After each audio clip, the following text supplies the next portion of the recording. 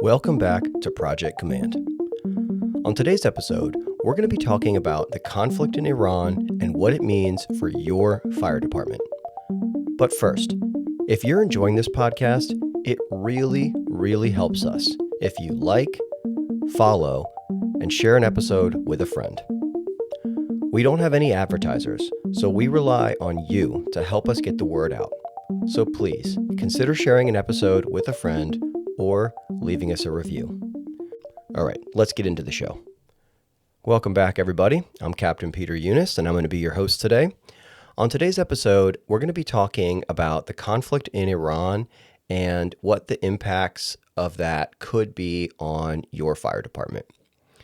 And one quick thing I want to say before we get going here is that, this has the potential to be kind of a charged topic. And I want to be clear just at the beginning here that this podcast isn't a politics podcast, and we don't really do political analysis or really anything like that. And so we're not going to be focusing on kind of the opinion side of this or the politics side of this. We're really just going to be looking at the facts on the ground and the impacts on the fire service, and we're really just going to totally stay out of the politics here. So if you're looking for political analysis, there's tons of podcasts out there that have that. This just isn't it. So we're just going to be sticking to the facts. And speaking of facts, I'm going to leave all of my citations and all of the research that I've done is going to be in the show notes. So I'm going to break it all down like based off of the different elements that I'm talking about. So if you want to go back and take a look at where I'm getting this information from, or go back and look at some of the resources that I'm using, I'm going to list all that in the show notes for you. So a little bit of background, and my regular listeners will know this, but just in case we're getting a bunch of new listeners every week, which I'm extremely grateful for. So to kind of set the table for a little bit of this, currently I'm the executive officer for a pretty large fire department in the United States. We have about 700 sworn members, 23 fire stations, and I also run our Office of Project Management. And part of my job as the XO is to keep an eye out for potential threats and, do a threat assessment or an analysis and kind of get a sense of like what's out there that could be an issue for us. And that's also part of my job in running the project management office, because a big part of managing projects is understanding risk. So, if you're sailing a ship across the ocean, you really want to know where the icebergs are. And so that's what I want to talk about today is what are the icebergs that could be out there as a result of this conflict? And I'm going to focus on three elements specifically. The first one is the impact that this has on energy infrastructure and what that means for the energy markets and diesel prices and all that kind of stuff. The next thing I want to talk about is the global supply chain. And what are the impacts that are being felt on the global supply chain? And what does that mean for your department? And the last thing I want to talk about is the domestic security landscape. So what are the potential implications for domestic security? So we're going to get into all those three things. And I want to give you guys a ton of facts that will kind of help to paint the picture so you can get a good sense of what's going on and what some of the implications might be for your department. All right, so first things first, let's just do a little bit of background on the conflict itself. So on February 28th, a conflict began which pitted on one side the United States and Israel against the Islamic Republic of Iran. And this conflict is largely taking place in Iran and in the GCC countries, as well as in Israel.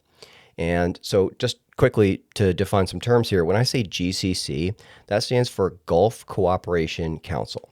And that's a group of countries which consists of Saudi Arabia, United Arab Emirates, Qatar, Bahrain, Kuwait, and Oman. And so what we're seeing in this conflict is the United States and Israel on one side launching missiles and airstrikes and stuff like that at Iran. And in turn, Iran is launching missiles and drone attacks at Israel, as well as the GCC countries.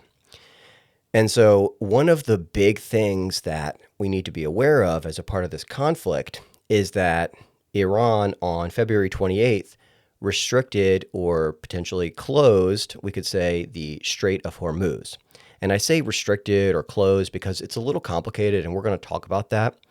And this is really important, and this ties in in a very interconnected way with both the energy implications as well as the global supply chain. So, what is the Strait of Hormuz? The Strait of Hormuz is a critical waterway and also a very narrow waterway which connects the Persian Gulf to the Gulf of Oman. And it's also the main route that the GCC countries ship oil out into the global market, and in turn, they ship a lot of things that they need to survive, like food and other materials, because these countries are mostly desert. So a lot of oil comes out and a lot of other resources go in. So on February 28th, the Iranian military, which is the IRGC, closed the Strait of Hormuz. And this is an important thing to understand. So how did they close the Strait of Hormuz?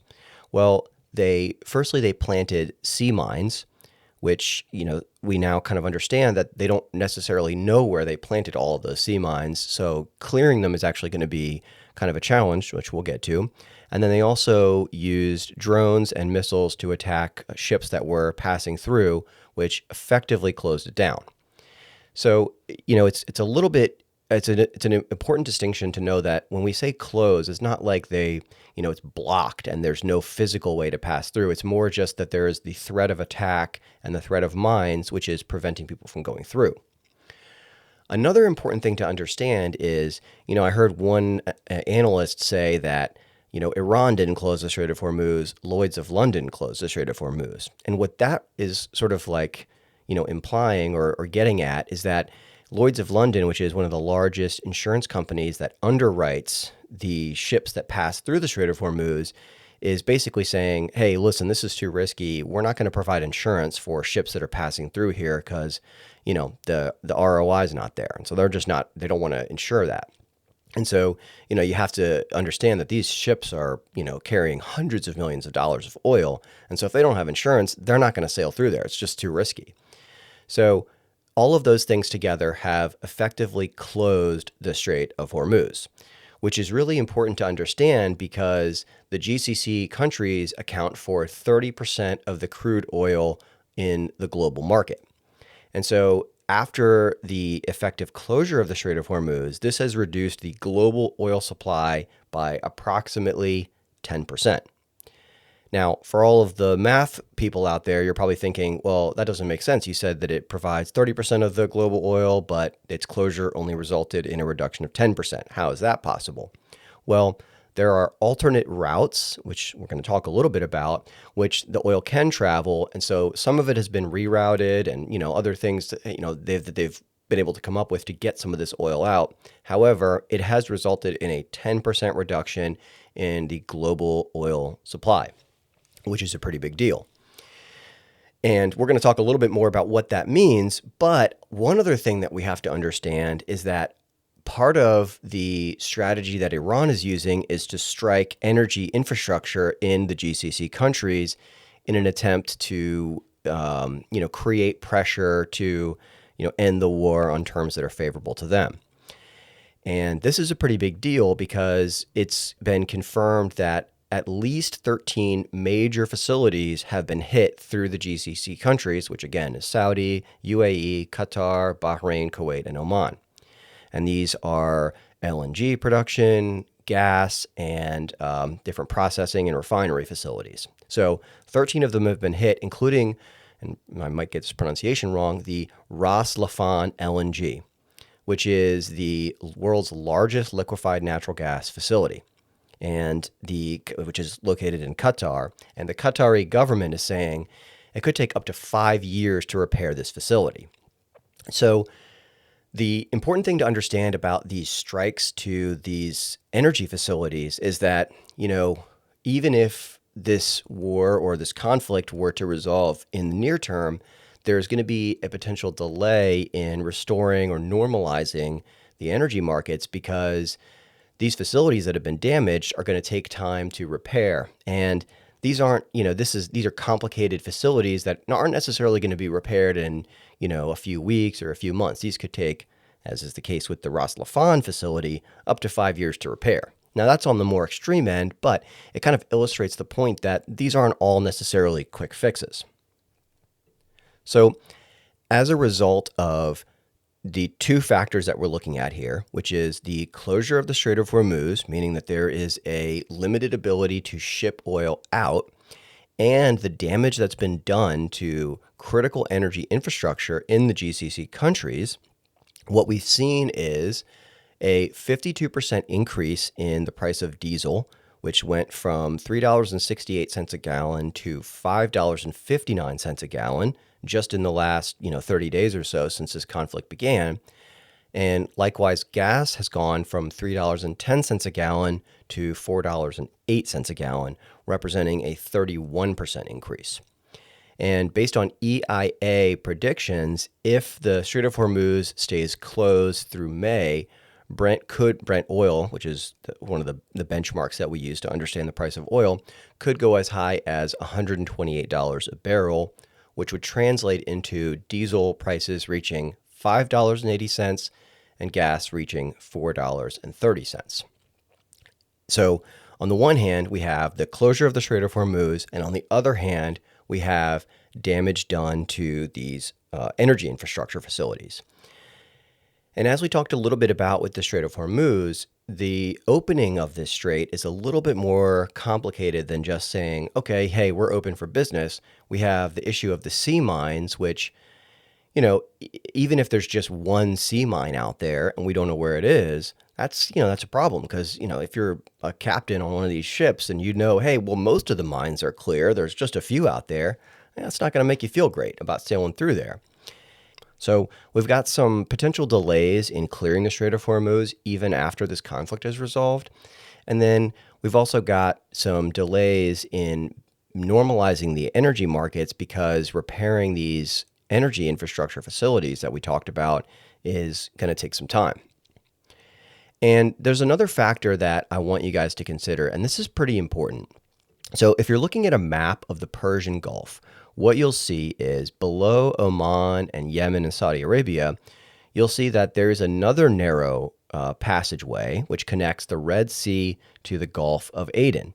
And this narrow passageway is what's known as the Bab al-Mandab Strait. And this is important because this is another critical choke point. And this is a choke point because all of the shipping traffic that goes through the Suez Canal has to pass through the Bab al-Mandab Strait. This is also a critical alternative to the Strait of Hormuz. And this waterway is also potentially in jeopardy because there is another militant group that's located in Yemen known as Ansar Allah, more commonly known as the Houthis. And they have the potential to disrupt traffic through the Red Sea, which could potentially put more pressure on the global energy market as well as the global supply chain. But we've also been able to learn some key lessons from previous instances where the Houthis disrupted shipping through the Red Sea. So this has happened before. There's been some ongoing issues there, and the United States in May of 2025 reached a truce with the Houthis, which in theory should have normalized some of the traffic going through there. But one of the valuable lessons that we learned is the insurance underwriters didn't want to necessarily start underwriting policies as soon as we reached a truce. They kind of wanted to see, hey, is this really stabilized? Is it really safe? Before they start underwriting these insurance policies. So there's another built-in delay between, resolution of conflict and the insurance companies saying, okay, well, conflict is over. I guess we can start underwriting these insurance policies. So one final factor that I want to point out to you guys is that because there has been a limited ability of the GCC countries to ship their oil to the global market, that meant that their storage facilities started to fill up, and they have a limited capacity to store this oil. So as their storage facilities started to fill up, they had to ramp down or discontinue altogether their production. They basically shut down production because they can't ship it and they're running out of storage, or they have run out of storage. And when these processes get shut down, it's not like turning on a light switch where you just say, okay, we're open for business, start the pumps up again. It takes time to ramp up production. So the point I'm making with all this is that there's built-in delays in a lot of the different factors here. There's a built-in delay with ramping up production that's been shut down or slowed down. There's going to be a delay with clearing those sea mines that we don't necessarily even know where all of them are in the Strait of Hormuz. There's going to be a delay with the insurance underwriters, saying, okay, is the conflict really resolved? Can we actually, start safely underwriting these? And also, with the repairs of these critical infrastructure, or this critical energy infrastructure, rather. So there's built-in delays, and all of this is going to be impacting the global energy market. So this is just something that we really need to be aware of because, think about 52% increase in diesel costs. This is a pretty significant increase. And a lot of times, when we come up with our budgets in the fire department, we budget a certain amount for fuel, and electricity and all that kind of stuff. And as we see spikes and volatility in the energy markets, this puts us in a position where we may need to adjust some of those budget allocations, or we may need to look at ways to be a little bit more judicious with our fuel use. And so probably this is a good time if you're an agency head to look at, if we needed to decrease our fuel consumption, what are some things we can do? Maybe not leaving our vehicles running. Maybe we reduce, training that's, a certain distance away from your fire station or whatever. There's lots of different things that individual departments can do to reduce their fuel usage. And, we might not be there yet, but this is something that we're going to want to keep our eyes on because, like I pointed out earlier, if the Strait of Hormuz stays closed through May, we could be looking at diesel at, close to $6 a gallon. So something that we want to start thinking about now. Okay, let's switch gears and talk a little bit about the global supply chain. Now, most of the people listening to this will remember the issues that we saw with the global supply chain during COVID. And what we realized is we are a lot more connected to the global market than maybe we realized. And so what we're seeing as traffic is effectively closed through the Strait of Hormuz and the threat of the Houthis getting involved with this conflict lingers, which would potentially limit traffic through the Strait of the Bab el-Mandeb Strait, we're looking at, potentially serious disruptions to the global supply chain, not just in their ability to ship things to us, but also we need to think about as energy gets reduced. And so we've already seen a 10% reduction in the global oil supply. That means that the prices of energy are going to go up. And what we learned during COVID is that when the price of energy goes up, the price of everything goes up. Because think about this, if you need to ship something to you and it costs, the person, it costs the supplier more money to drive it in a truck or to fly it in a plane or sail it in a ship because fuel costs more, well, they're going to pass that cost on to you. So as fuel prices go up, the price of everything goes up. And this doesn't affect the world equally. Some markets are hit harder than others. And so right now, what we're seeing in Europe is they're looking at some pretty severe LNG shortages, pretty serious gas price hikes, and industrial energy costs are spiking. In the Asian markets, we're seeing energy insecurity, and it's also important to note for the Asian markets that they're heavily dependent on the GCC for oil. Likewise, South Asia, so specifically India, Pakistan, and Bangladesh, are also heavily reliant on the GCC, and they're seeing very severe energy shortages, and in some cases, they've begun energy rationing. And, you might be thinking, well, why do I care about that? Well, we should care because a lot of the things that we order or buy for the fire department come from these markets. So I want to talk specifically now about pharmaceuticals. Obviously, this is important to us because, in the course of providing ALS, we give a lot of different medications. And so it's important to understand that 48% of U.S. active pharmaceutical ingredients come from India, and 13% come from China. But also, China provides 70% of India's key starting materials, like the materials that they use to actually make these ingredients. And so you can kind of see how interconnected these things are. As India suffers and China suffers, it has this sort of like seesaw effect where China gets reduction in what they're able to ship and the cost to ship it, which impacts India, which impacts us. Also, 43% of branded pharmaceuticals come from the European Union. And even products that are made domestically, like for example, saline is mostly produced domestically, largely in West Virginia. But even those domestic products have a lot of petroleum inputs, meaning like things that go into the process, either the medicine or the process to manufacture it, have petroleum inputs. And so as we see fluctuation and volatility in the energy market, we're going to see potential spikes or even shortages in some of these domestic products. And so, we focused a lot on pharmaceuticals here, but, this includes a lot of things that we source from these markets, which could be things like PPE. We saw this during COVID, and it was mainly face masks, which, fortunately, we don't have to worry about that anymore, hopefully.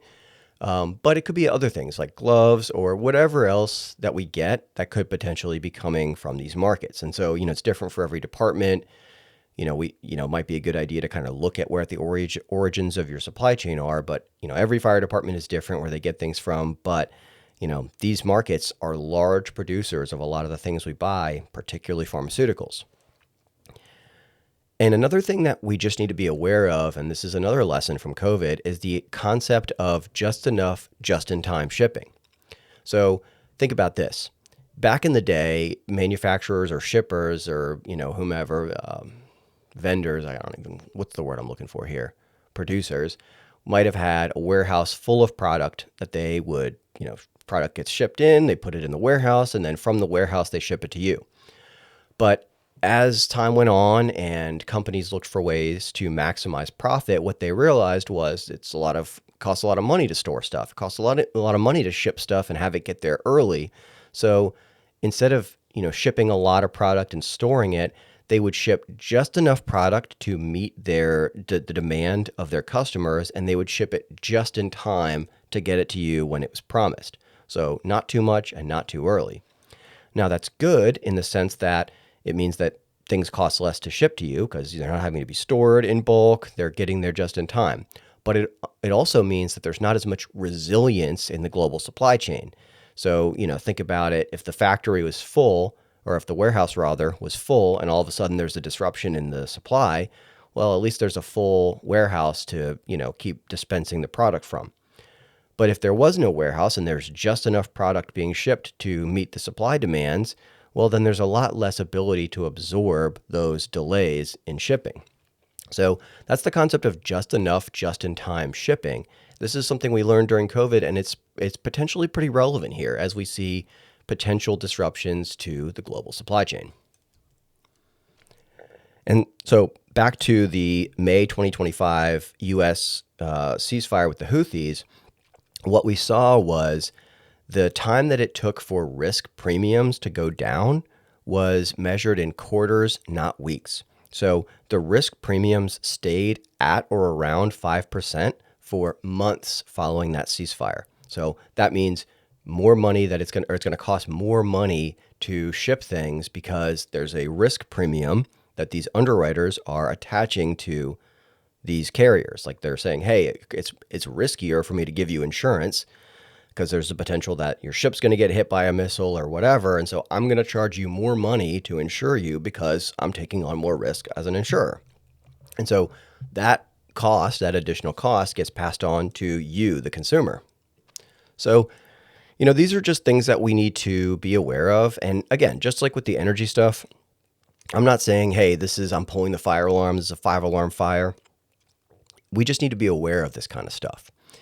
And I think, it makes some sense to do a little bit of research and some due diligence on, where the origins of your manufacturer or where the origins of your supply chain are, and maybe look at potential ways to diversify the supply chain. But, kind of one of the unfortunate realities is that, a lot of times you can say, okay, we buy widgets from manufacturer A, We could also buy them from manufacturer B or manufacturer C. But the reality is that manufacturer A, B, and C all get their supply from manufacturer D. So if manufacturer D runs out of product, manufacturer A, B, and C also run out of product. So, there may be limited value unfortunately, in diversifying that supply chain. But it does make some sense to look into it. So, maybe have your logistics folks look into this, do a little bit of research, kind of figure out what your exposure is to these different markets, and just something to be aware of. No, like, I'm not recommending urgent action. I just think this is something that we need to keep our eyes on. Okay. So let's get to our last element here, which is the implications on domestic security. So the FBI, the NSA, the CISA, CISA, all issued a joint statement saying that there was an increased risk of cyber attacks on critical infrastructure, particularly water, wastewater, utilities, energy systems, and here's the big one, local government networks. So we already saw an example of this. A hacking group called the Handala, I think I'm saying that right, hacking group breached the Stryker Medical Company's systems, or some of their critical systems. And you guys probably all recognize Stryker. This is the people that make our stretchers, our stair chairs. So they've already been breached. So this is a thing this is something we need to keep an eye on.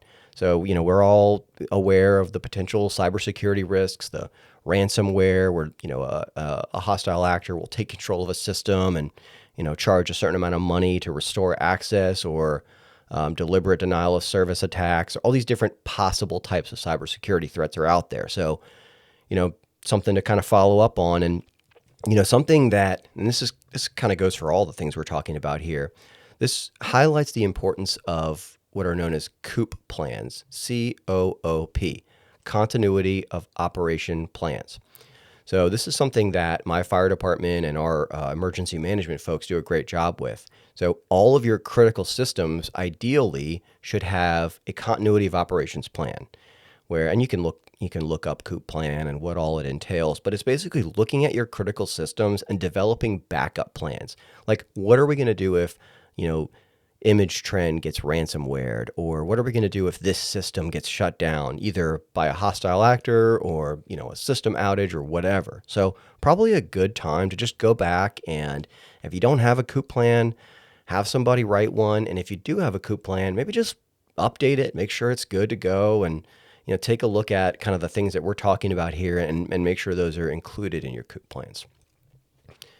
Okay. Also on the domestic security front, we need to be aware of the possibility of lone wolf attacks. So the Department of Homeland Security issued a bulletin warning of the increased potential for lone wolf attacks. Now, lone wolf attacks, as distinct from, attacks that are more centrally organized. So, think about, excuse me, you have maybe a larger terrorist cell that is communicating with other cells, or they're getting orders from somewhere, or they're getting money from somewhere. And so they're easier to maybe track down by our intelligence folks, CIA, FBI, whatever. But the lone wolf is an individual who is radicalized either over the internet or in a community or whatever, and they plan and carry out a terrorist attack independent of any kind of a network or a cell. So much, much harder to track down, obviously, for that reason. And there's already a potential incident that's under investigation, and that took place in Austin, Texas on March 1st, 2026, in which 3 people were killed by a person wearing an Iran shirt. And it's still being investigated, but it is suspected that this could potentially be an incident of lone wolf terrorism. Still under investigation. This is all alleged, but something that is currently under investigation for exactly that. So threats to critical infrastructure, lone wolf attacks, cyber attacks, these are all potential implications that fire departments just need to be aware of. And, I think that, historically, this is something that the fire department does a pretty good job with, whether it's active shooter training, cybersecurity training, threat assessments on critical infrastructure. So, this isn't anything new to us. These are things that we are relatively familiar with. This is just maybe a time to go back and just take a look and make sure we're up to date on all that kind of stuff. I think that's the big lesson from COVID was, COVID in many ways kind of caught all of us flat-footed, and we all kind of learned together what the global supply chain really means and how interconnected we all are, and how is it a disruption or an event on the other side of the world can actually seriously impact us. And so I think what I want to get across with this episode is, I don't think we need to panic. I don't think we need to do anything crazy or drastic. Let's just not get caught flat-footed again. Let's be aware of the potential impacts to energy, to electricity costs, diesel costs. Let's be aware of where we're getting our critical things like PPE and medications. Let's be aware of what markets they're coming from and if those markets are under threat. And let's just keep our eyes on the domestic security as we always do. We're always aware of that kind of stuff. This isn't anything new, but let's just be aware that the DHS has issued this bulletin, and the FBI, NSA, all these people, they did issue an increased risk of cybersecurity bulletin. Or cyber attacks bulletin. So, these are threats that they want us to be aware of, and so we should be. So guys, all of the data and the information that I put together today, I'm actually preparing a report, an analysis on all of these different risks for the fire department that I work for. So I wanted to share all this with you guys because I think this is just valuable information to have. And if you guys think this stuff is valuable and you want to hear more stuff like this, or maybe we'll reevaluate in 60 days and kind of see where things are at. If you guys like this kind of information or like these kinds of episodes, send us an email at projectcommandpodcast@gmail.com, projectcommandpodcast@gmail.com. It really helps if we hear from the audience, like what kinds of stuff do you guys like? What kinds of episodes do you guys like? Because I really want to give the information that is relevant for you. So if you like this episode and you got some value out of it and you want me to follow up and do another episode, maybe a little bit down the road, send me an email, let me know, and just, email me, tell me, what kind of stuff you guys want to hear about. What kind of episodes do you guys want us to do? Thanks again for joining us for this episode of Project Command. And if you like this episode, please consider following, leaving us a review, or sharing this episode with a friend. Remember that every share helps more fire service professionals learn the skills and mindset to deliver stronger, smarter projects. I'm Captain Peter Eunice, and this is Project Command, bringing command-level thinking to every project in the fire service.